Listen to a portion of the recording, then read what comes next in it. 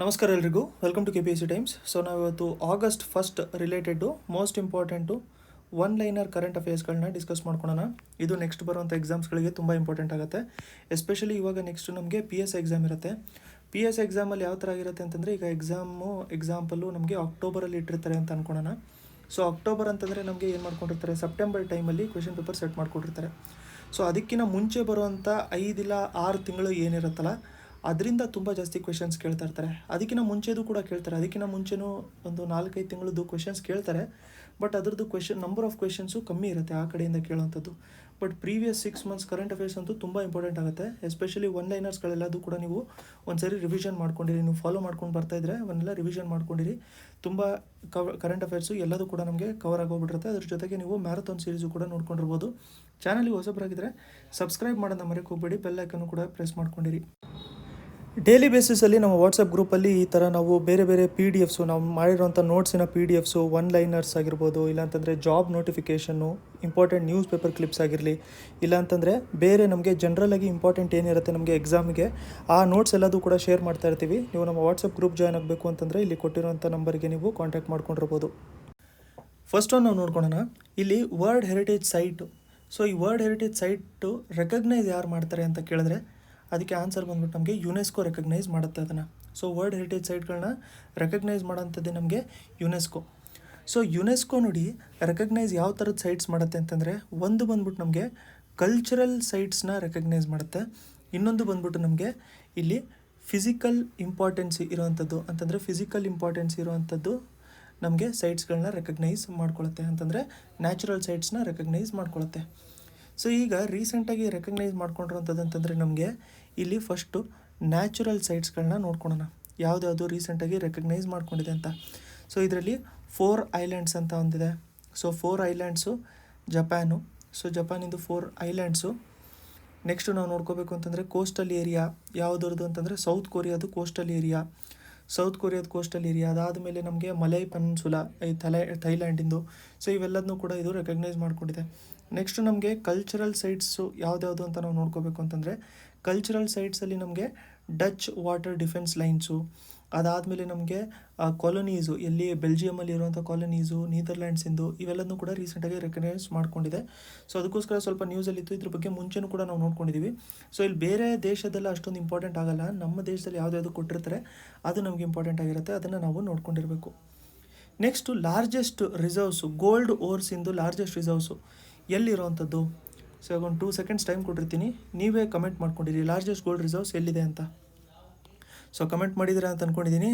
ಕರ್ನಾಟಕ ಅಂತಂದರೆ ಅದು ರಾಂಗ್ ಆಗಿರುತ್ತೆ. ಆನ್ಸರ್ ಬಂದ್ಬಿಟ್ಟು ಬಿಹಾರು, ಗೊತ್ತಾಯ್ತಲ್ಲ. ಸೊ ಬಿಹಾರಲ್ಲಿ ಇರೋವಂಥದ್ದು. ಇವಾಗ ನಾವು ನೋಡ್ಕೊಳ್ಳೋಣ ಯಾಕೆ ನ್ಯೂಸಲ್ಲಿತ್ತು ನಮಗೆ ಗೋಲ್ಡ್ ಓರಿನ ರಿಸರ್ವ್ಸು ಯಾಕೆ ನ್ಯೂಸಲ್ಲಿತ್ತು ಅಂತಂದರೆ, ರೀಸೆಂಟಾಗಿ ಒಂದು ರಿಪೋರ್ಟಲ್ಲಿ ಏನು ಹೇಳ್ಕೊಂಡಿದ್ದಾರೆ ಅಂತಂದರೆ, ಒಂದು ಸರ್ವೆ ಮಾಡ್ಕೊಂಡಿದ್ರು. ಯಾರು ಮಾಡಿದ್ದು ಅಂತಂದರೆ ಸರ್ವೆ ನಮಗೆ national mineral inventory data. So ಮಿನರಲ್ಸ್ಗಳ ಸರ್ವೆನ ಮಾಡ್ಕೊಂಡಿರ್ತಿದ್ದು ನ್ಯಾಷನಲ್ ಮಿನರಲ್ಸ್ ಇನ್ವೆಂಟರಿ ಡೇಟಾ. ಇದು ಬಂದ್ಬಿಟ್ಟು ಇಂಡಿಯನ್ ಬ್ಯೂರೋ ಆಫ್ ಮೈನ್ಸ್ ಇದೆಯಲ್ಲ, ಅದರ ಅಂಡರಲ್ಲಿ ಬರುವಂಥದ್ದು. ಟಾಪ್ ರಿಸರ್ವ್ಸು ಯಾವ್ದ್ಯಾವ್ದಿದ್ದಾವೆ ಗೋಲ್ಡಿಂದು ಅದನ್ನು ನಾವು ನೋಡ್ಕೊಳ್ಳೋಣ. ಫಸ್ಟ್ ಒಂದು ಬಂದ್ಬಿಟ್ಟು ನಮಗೆ ಬಿಹಾರ್ ಇದೆ. ಟಾಪಲ್ಲಿರುವಂಥದ್ದು ನಮಗೆ ಬಿಹಾರು, 44% ಅಷ್ಟು ಗೋಲ್ಡ್ ರಿಸರ್ವ್ಸ್ ಇದೆ ಅದರಲ್ಲಿ. ಸೆಕೆಂಡ್ ಪೊಸಿಷನಲ್ಲಿ ಕರ್ನಾಟಕ ಅಲ್ಲ, ಸೆಕೆಂಡ್ ಪೊಸಿಷನಲ್ಲಿ ರಾಜಸ್ಥಾನ್ ಇದೆ. ಇದರಲ್ಲಿ 25% ನಮಗೆ ಗೋಲ್ಡ್ ರಿಸರ್ವ್ಸ್ ಇರೋವಂಥದ್ದು. ಥರ್ಡ್ ಬಂದ್ಬಿಟ್ಟು ನಮಗೆ ಕರ್ನಾಟಕ ಇರೋವಂಥದ್ದು, ಇದು ಇಂಪಾರ್ಟೆಂಟ್ ಆಗುತ್ತೆ ನಮಗೆ. 21% ಅಷ್ಟು ಗೋಲ್ಡ್ ರಿಸರ್ವ್ಸ್ ಇದೆ. ಫೋರ್ತ್ ಪೊಸಿಷನ್ನು ನೋಡ್ಕೊಳ್ಳೋಣ. ಫೋರ್ತ್ ಪೊಸಿಷನಲ್ಲಿ ವೆಸ್ಟ್ ಬೆಂಗಾಲ್ ಇದೆ, ಇಲ್ಲಿ 3% ಇದೆ ನಮಗೆ ರಿಸರ್ವ್ಸು. ಫಿಫ್ತ್ ಪೊಸಿಷನಲ್ಲಿ ಬಂದ್ಬಿಟ್ಟು ನಮಗೆ ಆಂಧ್ರ ಪ್ರದೇಶ್ ಇದೆ, ಇಲ್ಲಿ 3% ಇದೆ. ಸೊ ಟಾಪ್ 5 ನೀವು ನೋಡ್ಕೊಂಡಿರಿ, ಇಂಪಾರ್ಟೆಂಟ್ ಆಗಿರುತ್ತೆ. ಬಿಹಾರ್ ಟಾಪಲ್ಲಿರುವಂಥದ್ದು, ಕರ್ನಾಟಕ ಥರ್ಡ್ ಪ್ಲೇಸಲ್ಲಿರುವಂಥದ್ದು. ಇವಾಗ ನಾವು ಗೋಲ್ಡ್ ಪೊಸಿಷನ್ಸ್ಗಳನ್ನ ಒಂದ್ಸರಿ ನೋಡ್ಕೊಂಡಿರೋಣ. 2018 ಪ್ರಕಾರ ಇದು ಪೊಸಿಷನ್ ಇರುವಂಥದ್ದು, ಇವಾಗಲೂ ಕೂಡ ಆಲ್ಮೋಸ್ಟ್ ಸಿಮಿಲರ್ ಇದೆ. ಟಾಪಲ್ಲಿ ಇರುವಂಥದ್ದು ನಮಗೆ ಯುನೈಟೆಡ್ ಸ್ಟೇಟ್ಸ್ ಆಫ್ ಅಮೆರಿಕಾ ಫಸ್ಟಲ್ಲಿದೆ. ಸೆಕೆಂಡು ಜರ್ಮನಿ ಇದೆ. ಸೊ ಇಲ್ಲಿ ಪರ್ಸೆಂಟೇಜ್ ಆಫ್ ಟೋಟಲ್ ರಿಸರ್ವ್ಸು ಕೂಡ ತುಂಬ ಜಾಸ್ತಿ ಇಂಪಾರ್ಟೆಂಟ್ ಆಗಿರುತ್ತೆ. ಪೊಸಿಷನ್ಗಳಲ್ಲಿ ಟನ್ಸ್ ಲೆಕ್ಕದಲ್ಲಿ ಇರುವಂಥದ್ದು. ಸೊ ಇದರಲ್ಲಿ ಇಂಡಿಯಾ 10th ಪೊಸಿಷನಲ್ಲಿದೆ. ಈ ವರ್ಲ್ಡ್ ಗೋಲ್ಡ್ ಕೌನ್ಸಿಲ್ ಅಂತ ಏನಿದೆಯಲ್ಲ, ಸೊ ಇವರು ಗೋಲ್ಡ್ ಟ್ಯಾರಿಫ್ಸು, ಇದರ ಡಿಮಾಂಡು, ಕಾಂಪಿಟೇಷನ್ ಇವನ್ನೆಲ್ಲನೂ ಕೂಡ ಇವರೇ ನೋಡ್ಕೊತಾ ಇರ್ತಾರೆ. ಸೊ ಇದ್ರ ಪ್ರಕಾರ 2018 ಟಾಪ್ 10 ರಿಸರ್ವ್ಸಲ್ಲಿ ಇಂಡಿಯಾನು ಕೂಡ ಎಂಟರ್ ಆಗಿತ್ತು. 10th ಪೊಸಿಷನಲ್ಲಿ ಇರುವಂಥದ್ದು. ಟಾಪಲ್ಲಿ ನಮಗೆ ಯುನೈಟೆಡ್ ಸ್ಟೇಟ್ಸ್ ಆಫ್ ಅಮೆರಿಕಾ ಇದೆ. ನೆಕ್ಸ್ಟ್ ನಾವು ನೋಡ್ಕೊಳ್ಳೋಣ. ಇಲ್ಲೇನು ಹೇಳ್ತಾ ಇದ್ದಾರೆ ಅಂತಂದರೆ, ಹ್ಯುಮ್ಯಾನಿಟಿಗೆ ಇರುವಂಥ ಡಿಮಾಂಡ್ಸ್ ಏನಿರುತ್ತಲ್ಲ, ರಿಸೋರ್ಸ್ ಎಷ್ಟು ಬೇಕಾಗಿರುತ್ತೆ ಡಿಮಾಂಡ್ಸು ಅಥವಾ ಸರ್ವಿಸಸ್ ಏನಿರುತ್ತಲ್ಲ, ಅದು ಅಕಸ್ಮಾತ್ ಎಕ್ಸೀಡ್ ಆದರೆ ಅದನ್ನು ನಾವು ಏನಂತ ಕರಿತೀವಿ, ಅದನ್ನು ನಾವು ಅರ್ತ್ ಓವರ್ ಶೂಟ್ ಅಂತ ಹೇಳ್ಬಿಟ್ಟು ಕರಿತೀವಿ. ಇದನ್ನು ನೋಡಿ ನಾನು ಎಕ್ಸ್ಪ್ಲೇನ್ ಮಾಡ್ತೀನಿ ಈಗ. ಸೊ ಇವಾಗ ಇಡೀ ವರ್ಲ್ಡಲ್ಲಿ 10 ಜನ ಇದ್ದಾರೆ ಅಂತ ಹೇಳ್ಬಿಟ್ಟು ಅಂದ್ಕೊಳ್ಳೋಣ. ಸೊ 10 ಜನರಿಗೆ 100 kg ಅಷ್ಟು ರಿಸೋರ್ಸ್ ಬೇಕಾಗಿರುತ್ತೆ, ಕರೆಕ್ಟ್ ಅಲ್ವಾ? 10 ಜನರಿಗೆ 100 kg ಅಷ್ಟು ರಿಸೋರ್ಸ್ ಬೇಕಾಗಿರುತ್ತೆ ಅಂತ ಅಂದ್ಕೊಂಡಿರೋಣ ನಾವು. ಸೊ ಇವಾಗ 10 ಜನರೂ ಕೂಡ ಯೂಸ್ ಮಾಡ್ಕೊಳ್ಳೋಂಥದ್ದು ಎಷ್ಟು, 100 kg ರಿಸೋರ್ಸು. ಬಟ್ ಇಡೀ ವರ್ಲ್ಡಲ್ಲಿ ಇರುವಂಥ ರಿಸೋರ್ಸು 200 kg ಅಂತ ಅಂದ್ಕೊಳ್ಳೋಣ, ಎಕ್ಸಾಂಪಲ್ ಇದು. ಸೊ 10 ಜನರು ಯೂಸ್ ಮಾಡ್ಕೊತಿರೋದೆಷ್ಟು, 100 kg ರಿಸೋರ್ಸು. ಇಡೀ ವರ್ಲ್ಡಲ್ಲಿ 200 kg ಇದೆ. ಬಟ್ ಈ ಎಲ್ಲ 10 ಜನರು ಸೇರಿಬಿಟ್ಟು 200 kg ಅಥವಾ 300 kg ರಿಸೋರ್ಸಸ್ನ ಯೂಸ್ ಮಾಡಿಕೊಂಡ್ರೆ ಆವಾಗ ಏನಾಗುತ್ತೆ ಅಂತಂದರೆ, ಇರೋವಂಥ ರಿಸೋರ್ಸ್ನು ಕೂಡ ಇದು ರೀಜನ್ರೇಟ್ ಮಾಡೋಕ್ಕಾಗಲ್ಲ. ಇನ್ನು ಸಿಂಪಲ್ ಫಾರ್ಮಲ್ಲಿ ನಾವು ನೋಡ್ಕೋಬೇಕು ಅಂತಂದರೆ, ನೀವು ನೋಡ್ಕೊಂಡಿರ್ಬೋದು, ಯಾವುದೇ ಥರದ್ದು ಏನಾದರೂ ಎನ್ವೈರ್ಮೆಂಟಲ್ ಡ್ಯಾಮೇಜಸ್ ಏನಾದರೂ ಆಗ್ತಿದೆ ಅಂತಂದರೆ ಏನು ಹೇಳ್ತಾರೆ, ಅರ್ತಿಗೆ ತನ್ನ ಪಾಡಿಗೆ ತಾನು ಬಿಟ್ಬಿಟ್ರೆ ಸಾಕು, ವಾಪಸ್ ಅದು ರೀಬಿಲ್ಡ್ ಮಾಡ್ಕೊಂಬಿಡುತ್ತೆ ಅಂತ. ಸೊ ಎಲ್ಲಾದರೂ ಡಿಫಾರೆಸ್ಟೇಷನ್ ಏನಾದರೂ ಆಗಿದ್ದಿದ್ರೆ ಆ ರೀಜನ್ನ ಸುಮ್ಮನೆ ಬಿಟ್ಬಿಟ್ರೆ ಸಾಕು, ವಾಪಸ್ಸಲ್ಲಿ ಫಾರೆಸ್ಟ್ ಆಗೋಕ್ಕೆ ಸ್ಟಾರ್ಟ್ ಆಗೋಗ್ಬಿಡುತ್ತೆ. ಅಂತಂದರೆ ಅರ್ತೆ ತನ್ನ ಪಾಡಿಗೆ ತಾನು ರೀಜನ್ರೇಟ್ ಮಾಡುತ್ತೆ. ಸೊ ಈ ಥರ ರಿಸೋರ್ಸು ನಾವು ಅಕಸ್ಮಾತು ಇರೋದಕ್ಕಿಂತ ಜನ್ರೇಟ್ ಮಾಡ್ಕೊಳ್ಳೋದಕ್ಕಾಗೋದಕ್ಕಿಂತ ಜಾಸ್ತಿ ಯೂಸ್ ಮಾಡ್ಕೊತಾ ಇದ್ದರೆ ಅದನ್ನು ಓವರ್ ಶೂಟ್ ಅಂತ ಹೇಳ್ಬಿಟ್ಟು ಕರಿತೀವಿ.